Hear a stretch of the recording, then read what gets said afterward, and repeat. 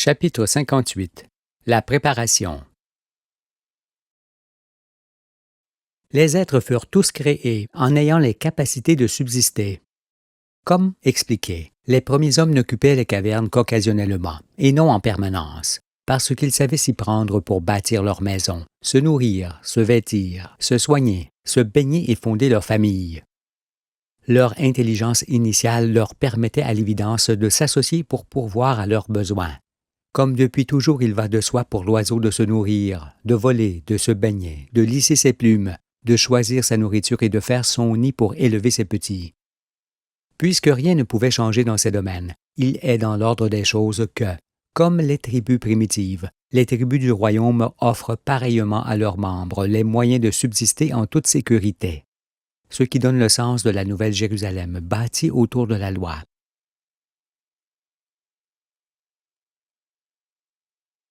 La force des élus. Pour que la ville sainte se fasse, demeure et ne disparaisse jamais.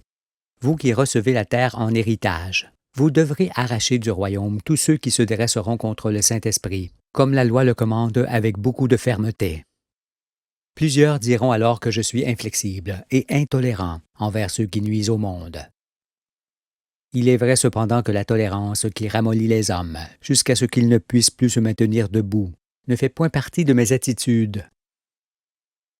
Pensiez-vous que Dieu enverrait un berger qui tolère les imposteurs et les destructeurs, et qu'il les conduirait de bonne grâce dans le royaume avec ses élus? Comment alors ce monde inique changerait-il? N'envisagez pas cela. Vous ne pourriez pas me reconnaître, ni comprendre pourquoi Dieu dit qu'il rendrait les hommes aussi rares que l'or pur. Je vous le dis, celui qui est choisi de Dieu pour séparer les boucs et les brebis ne tolère pas qu'ils vivent ensemble. Ne m'appelez donc pas le tolérant, car j'accepte ou je refuse. Je pardonne ou ne le fais point, mais je ne tolère pas ce qui ne peut être que mauvais. On ne tolère pas le bien, mais seulement le mal. Par conséquent, la tolérance est l'acceptation volontaire du mal. Or, le Père n'envoie point ses messagers pour accepter le mal, mais pour le vaincre. C'est pourquoi la tolérance n'est point le vêtement des prophètes, mais uniquement celui des frileux. Toute chose m'étant remise, je pratique cette parole de David, mon père. Celui qui calomnie en secret son prochain, je l'anéantirai. Celui qui a des regards hautains et un cœur enflé, je ne le supporterai pas.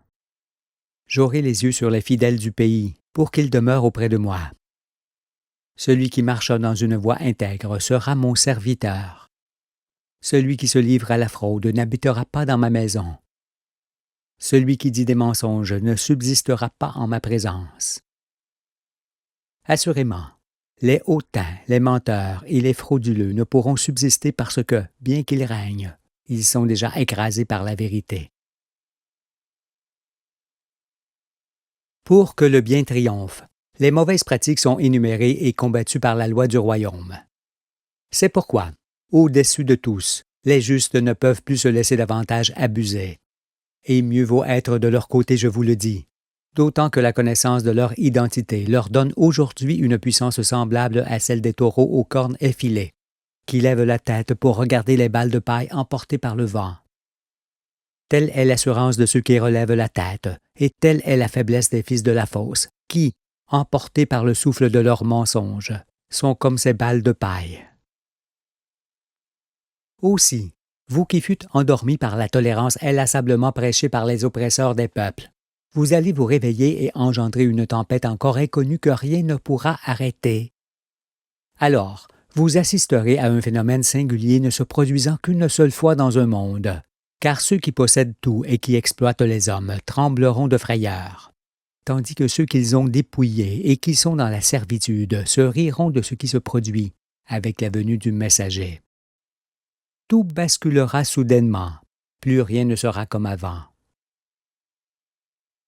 Vous donc les agneaux qui vous réveillez sous l'aspersion de l'eau vive, désormais réunis à une seule force qui vous fera agir dans le même sens, vous allez jeter l'effroi sur la terre et devenir la terreur des nations, car rien ne peut désormais interrompre votre marche ni entamer votre détermination. Au jour de la révélation, la peur change soudainement de camp. parce que ce sont les méchants qui sont anéantis. Les psaumes le rapportent ainsi.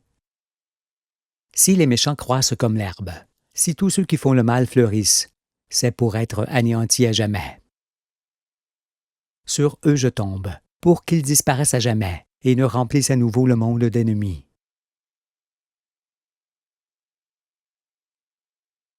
Avertissement aux élus. Vous savez maintenant que la fin du monde n'est pas la fin de toute vie, et qu'elle n'est pas un phénomène subit et imprévisible, mais qu'elle est la conclusion d'un long processus, l'aboutissement forcé des œuvres de l'homme qui a préféré les ténèbres à la lumière. Aussi, rien ne peut empêcher ni repousser sa venue, car, se prenant pour Dieu, les hommes doivent se donner une inoubliable leçon qui les ramène dans leurs limites. Après quoi, ils feront la différence entre le Créateur et la créature. Certainement, les intelligents diront que je ne suis pas dans mon bon sens, et que la fin du monde annoncée par les prophètes, et notamment par Jésus, n'aura jamais lieu. Ne vous y trompez pas toutefois. Ce ne sont pas ceux qui l'amènent qui vont pouvoir l'empêcher, car, quoi qu'ils puissent dire ou faire désormais, ils vous conduisent inéluctablement vers elle. Ils croyaient être les maîtres du monde et décider éternellement du sort des peuples. Mais voici qu'arrive soudainement le Fils unique de Dieu, à qui toute la terre est remise. Ils agiront alors comme Dieu le veut, pour qu'ils ne soient point désavoués. Le retour en arrière n'est pas possible, ai-je déjà expliqué, parce que la défense des intérêts, qui est la seule préoccupation des hommes, ne le permet pas. Ne pensez pas alors que les nations pourraient se désarmer pour ne pas en arriver à la fin, car j'ai longuement montré que les dirigeants chérissent leurs terribles machines de guerre avec lesquelles ils règnent sur le monde. On se désarme jusqu'au couteau ou pas du tout, car le désarmement partiel ne peut que renforcer l'angoisse et augmenter le danger de guerre.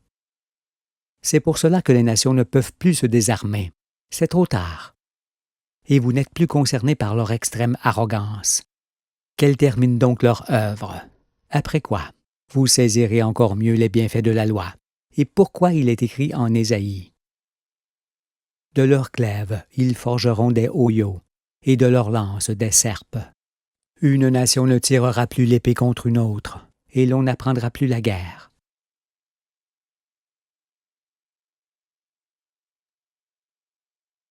J'ai montré la roue et ses mondes, les formations et le sens de l'existence. Et j'ai expliqué patiemment que les innombrables mondes du ciel passent par ce jour redoutable, du dernier jugement et du purgatoire, pour que ne reste que les saints d'esprit à qui la terre fut promise. Pour enseigner Dieu et ses œuvres, je vous ai donné le pain du ciel. Et vous êtes sortis des ténèbres après que j'eus sacrifié ma vie et vécu des jours difficiles pour rendre clair et compréhensible ce qui était obscur et confus. Et c'est à main forte que je vous ai conduit aux sources des eaux de la vie, car j'ai fait tout ce qui est possible pour vous éclairer et vous sauver. Mais si vous continuez à douter de moi et de ce que je mets en évidence, il vous faudra consulter un médecin pour voir avec lui ce qui ne va pas en vous. Cela, parce que je montre la vérité que l'enfant peut apercevoir. L'œil est la lampe de ton corps, dit Jésus. Si ton œil est en bon état, tout ton corps sera éclairé, mais si ton œil est en mauvais état, tout ton corps sera dans les ténèbres. Si donc la lumière qui est en toi est ténèbres, combien seront grandes ces ténèbres? La signification de ceci est qu'il faut se sanctifier pour observer la réalité. C'est alors que les ténèbres que l'on a en soi se dissipent et que l'on voit clair.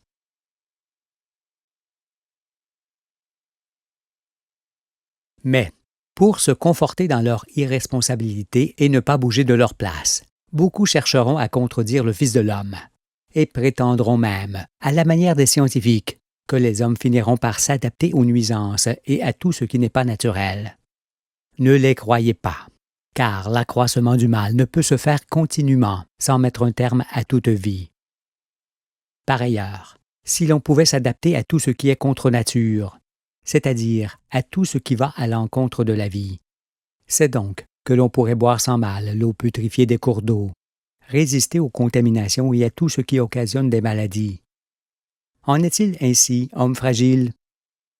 Mieux que toute autre chose, La fin du monde annoncée montrera que l'homme ne s'adapte pas aux nuisances qu'il crée, ni à toutes ces affreuses maladies qui en résultent. Essayez de voir ce qui dure et ce qui ne peut durer, car c'est en ayant cette conscience que vous vous retirerez du monde un instant pour vous réfugier sur les hauteurs de vos pays, le temps qu'il faut pour que ce monde passe avec fracas et que vienne le sanctuaire. Pour l'heure, entendez encore une fois que vous ne devez pas regarder en arrière, mais seulement devant vous.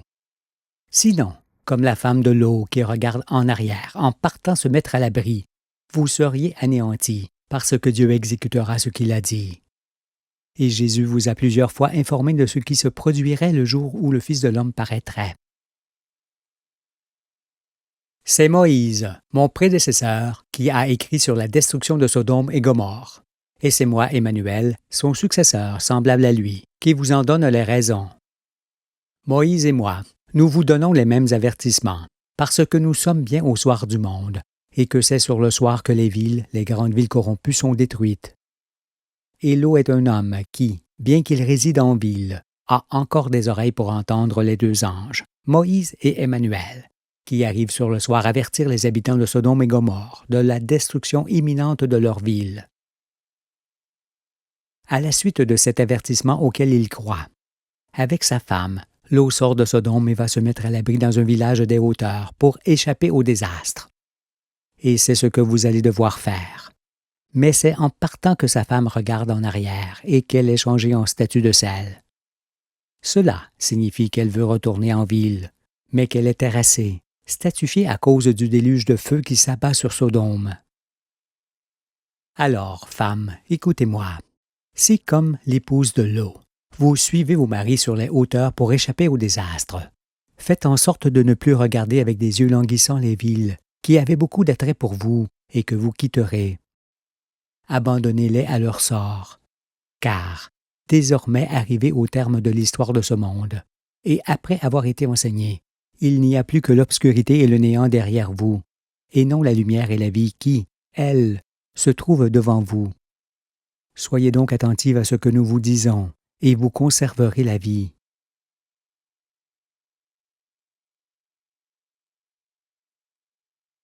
Le retour des étrangers.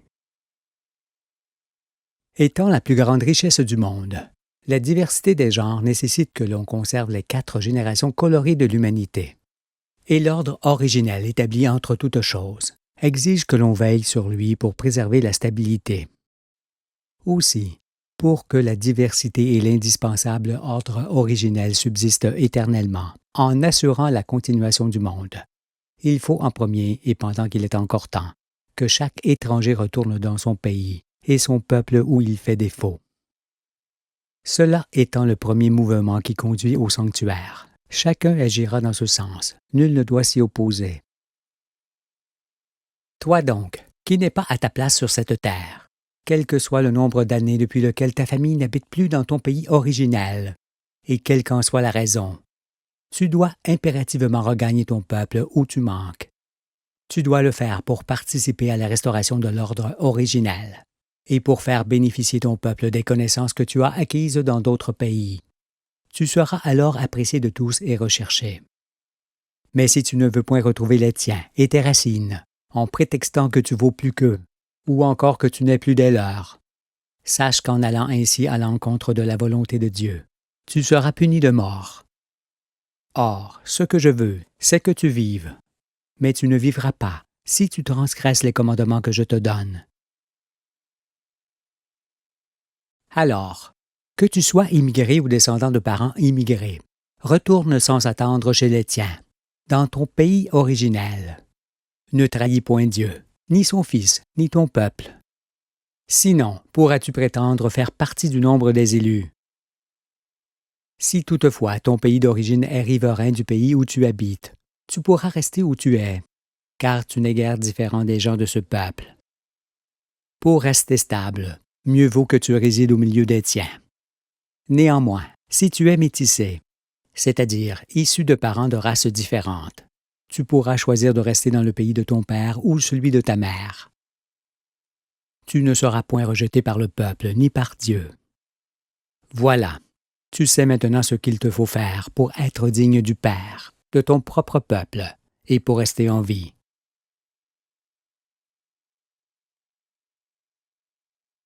Ultime avertissement. D'un autre point de vue, sachez que les peuples industrialisés sont les plus éloignés de la vérité et ceux qui auront le plus de mal à s'en pénétrer. Tandis que les tribus qui vivent toujours comme au commencement, c'est-à-dire en harmonie avec la nature, en sont les plus près. En raison de cela, quand bien même ces tribus n'apprendraient la vérité que plus tard, cela serait sans mauvaise conséquence pour elles, car, en vivant conformément aux règles de la nature, elles souffriront moins de ce qui arrive que les nations industrielles qui, elles, sont la cause du désastre et de la colère de l'Éternel. Alors, vous qui entendez la voix du Fils de l'homme et qui voyez la prophétie s'accomplir, vous devez être constamment en mesure de vous enfuir sur les hauteurs. Pendant ce temps, et durant votre retrait du monde, vous devrez avoir à l'œil ceux qui vivent de vous, car ils verront dans votre mouvement leur fin inévitable. Cela les rendra fous, et cette espèce de folie les obligera à vous retenir par tous les moyens. Ils tenteront d'abord de faire barrage au Fils de l'homme. Ils lui feront ensuite porter une couronne d'épines et mettront des embûches sur son chemin. Beaucoup lui cracheront au visage, lui lanceront des pierres, et plusieurs se lèveront pour porter de faux témoignages contre lui, car il est nécessaire que les Écritures s'accomplissent aussi sur ce point. Mais ne les craignez pas. Sans Dieu, sans directeur, sans lumière, sans but, désorganisés et privés de vous qui les faisiez vivre, ils seront sans force et ne pourront rien contre vous. Alors, à cause du Fils et des prophètes, qui leur enlèvent tout jusqu'à la maîtrise de leurs pensées, la plupart des chefs des peuples, des trafiquants, des riches, des conquérants, des religieux, des scientifiques et des militaires qui croyaient dominer éternellement le monde seront désorientés et n'auront plus personne pour les suivre.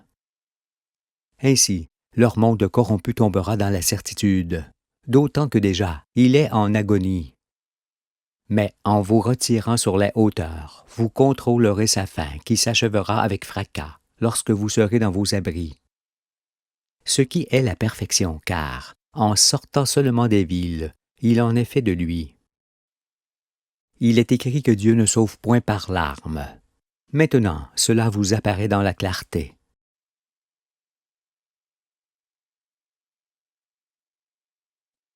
Rappel de l'Écriture. Ce monde confus et dénaturé n'est compréhensible que si l'on sait qu'il va être détruit, conformément à ce que l'Écriture annonce, et que cet accomplissement ne peut se produire qu'au jour de la venue du messager de Dieu. Cependant, vous savez que les hommes ont déjà eu peur que cette fin du monde arrive à l'improviste sur eux, et notamment 1000 ans après Jésus. Cela, parce qu'il est écrit dans l'Apocalypse que Satan serait lié pendant 1000 ans, et qu'il serait ensuite délivré pour un peu de temps, afin qu'il accomplisse son œuvre. Effectivement, pendant le premier millénaire qui suivit le jour où il fut connu, Jésus régnait dans les cœurs et les nations. Puis, peu à peu, et à cause des infamies commises par les rois, les empereurs et les religieux, il s'en est allé des esprits. Satan prit alors sa place. Depuis lors, c'est lui qui règne et prépare la fin du monde, comme cela se voit par ce qui se pratique dans les pays.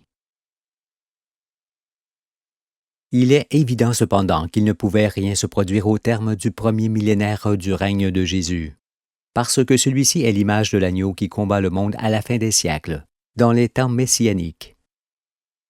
Ne commettez pas alors l'imprudence de croire que, comme il y a 1000 ans, rien ne se produira, parce que la lumière qui vous éclaire aujourd'hui précède de peu la venue du royaume de Dieu. Vous êtes en effet dans les temps messianiques, et ce qui est dit s'accomplira, n'en doutez pas. Car, en étant dans ces temps-là, c'est-à-dire juste avant l'Apocalypse, vous êtes forcément aux côtés de l'agneau, qui est à la fois Jésus, la figure de l'agneau dans l'Écriture, et le Fils de l'homme, la personne de cet agneau dans le monde. Ma patience étant envers vous illimitée, voici donc une dernière fois, pour votre salut, l'essentiel de ce que vous devez retenir sur l'accomplissement de l'Écriture au jour du renouvellement de toutes choses. La nativité est la venue de l'agneau dans le monde au temps marqué. Messager de Dieu, il vient éclairer les nations et sauver ceux qui étaient perdus. La crucifixion est la représentation des souffrances que l'on éprouve devant les infamies commises sur terre et qui conduisent les saints du dernier jour à mourir spirituellement pour ce monde, auquel ils deviennent étrangers. L'Ascension est l'élévation progressive de l'homme se faisant jusqu'au sommet de la montagne de l'Éternel, qui est bâtie sur le sommet des montagnes, depuis lequel plus rien ne peut rester caché à ses yeux. La Pâque consiste à manger l'agneau de Dieu, le pain du ciel, pour acquérir le Saint-Esprit qui fait passer du monde de ténèbres dans le monde de lumière.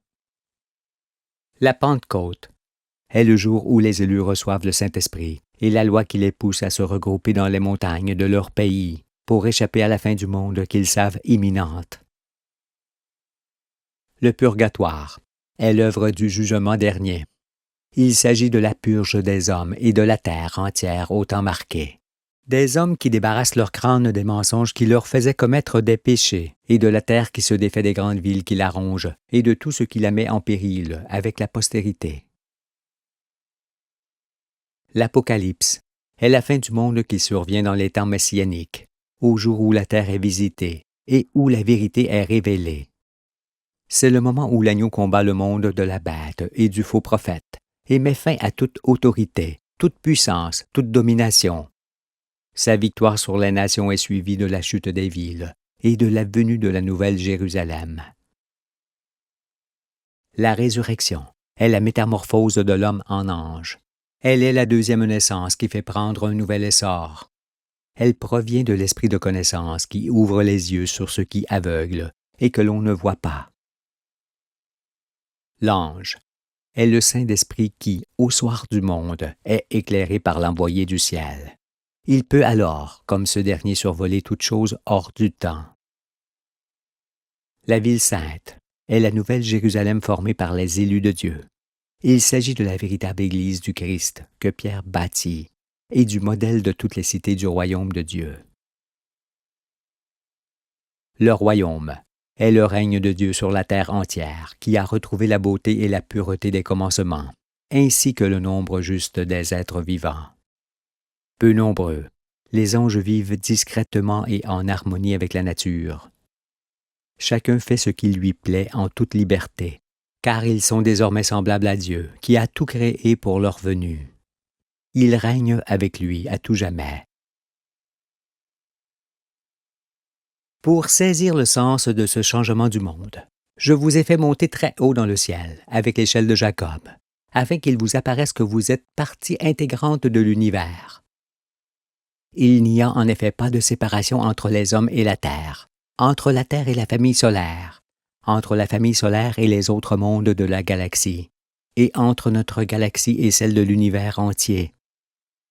Ce qui montre à l'évidence que les hommes et l'univers sont un, et l'Éternel en soi. À quoi bon alors les discours de ceux qui ne comprennent pas que Dieu est vivant, et que c'est en raison de cela qu'on a l'être et le mouvement? Mes enfants, je vous dis encore et pour la dernière fois, qu'en faisant envoler tous les mensonges de la terre, la connaissance qui vous est donnée va dissoudre en peu de jours tous les pouvoirs que les uns détiennent sur les autres.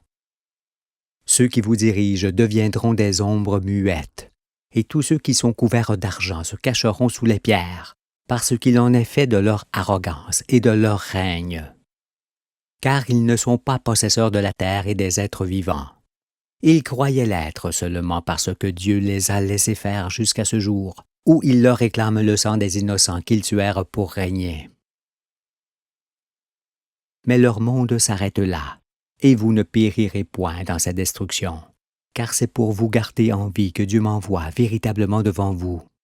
Chaque jour, Dieu ajoutera des élus à son peuple, jusqu'à ce que vous soyez tous à l'abri. Alors viendra la fin.